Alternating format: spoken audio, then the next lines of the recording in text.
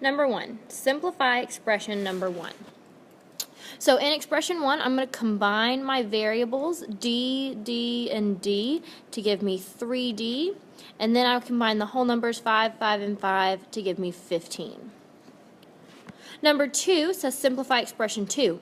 I distribute the 3 to both parts of the parentheses. 3 times 1 is 3, so 3d. 3 times 5 is 15. What do you notice about the simplified expressions in problems 1 and 2? They are the same. Jessica rewrites expression 1 as d plus d plus d plus 5 plus 5 plus 5. Why might she have done this?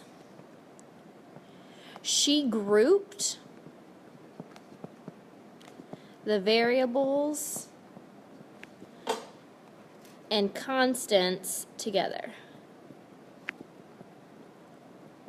She grouped the variables d and the constants 5 together. Is Jessica's expression equivalent to expression 2? Yes, because there are 3 d's and 3 5's, which make 15.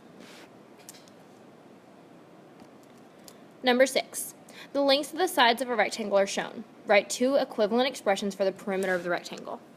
Perimeter means to add all the sides. So for my first expression, I'm going to add t plus 3 plus t plus t plus 3 plus t. For my second expression, I'm going to simplify it. I'm going to combine all my variables. So that's 1, 2, 3, 4 t's.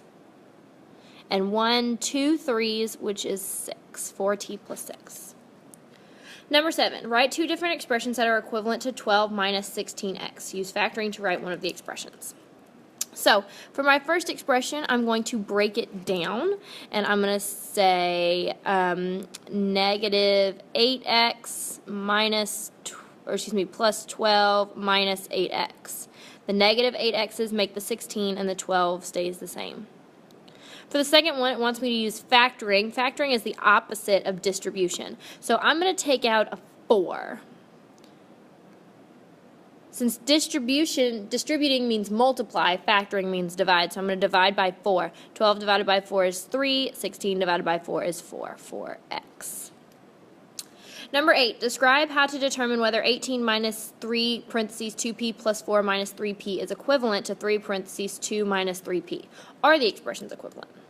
So you must first distribute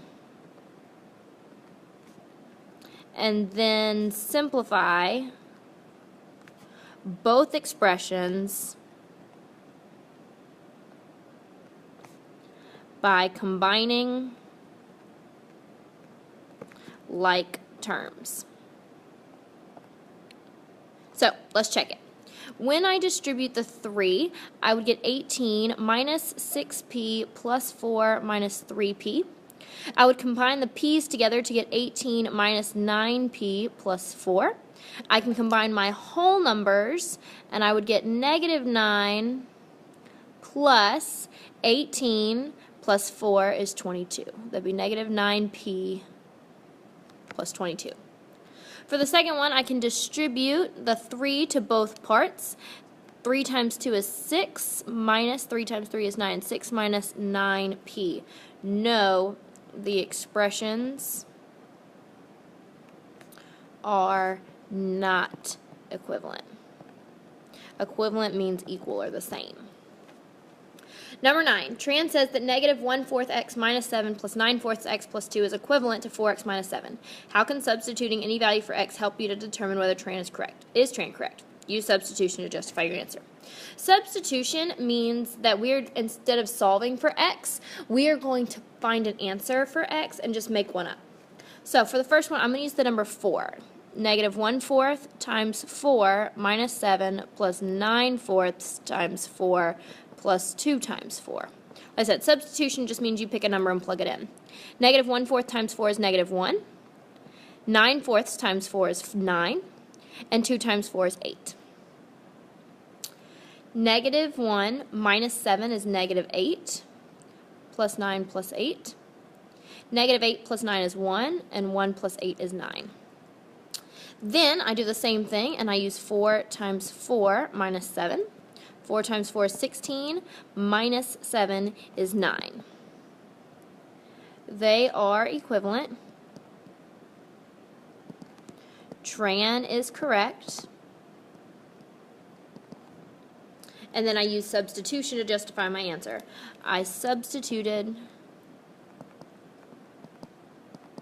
4 in both equations.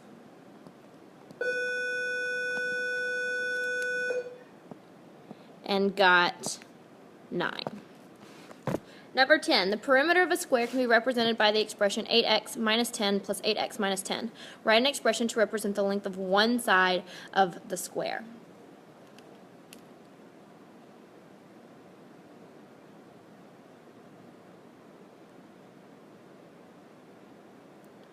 We know that perimeter means to add all the sides, so we can simplify it as 8x and negative 10 all the way around. So the length of one side would be 8x or negative 10, depending on which side you chose.